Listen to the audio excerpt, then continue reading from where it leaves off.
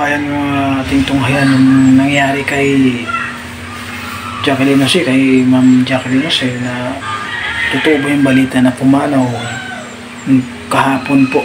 Opo, totoo ba yung balita? Dahil po napanood pa natin sa Batang Quiapo.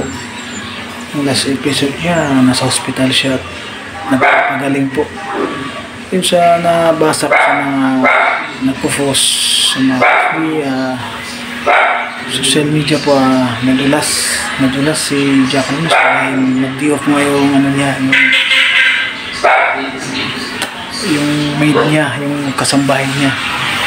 Kaya yung dulas yun ang sanila pa natin. Siguro kung totoo man yun, wala pang kung totoo man yun, so abangan natin sa sana po yung totoo yung mga balita dyan, kasi marami talaga fake news. Pero hindi ako napapaniwala kasi biglaan eh. Hindi natin alam yung nangyari. Maraming nagkikwento, nadulas. Kaya yung baka na-stroke, gano'n. So, hindi natin alam kung ano talaga nangyari, kung ano kakahanan, kung bakit namatay o talagang issue lang na binalita lang na wala ko, hindi ko inisip na mangyayari yun. Wala akong naisip na namatay siya.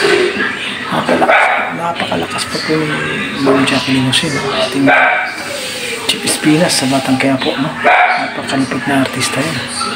So bigla naman ang pangyayari, hindi ako makapaniwala. Totoo man yan, wala tayong magagawa. Ganun talaga ang buhay, lahat naman tayo darating sa mga panibagong nakakalipunin. So Chief Espinas, Ma'am Jacqueline Jose po. Kung totoo man yung balita, peace and peace na lang po sa inyo po. Maraming salamat.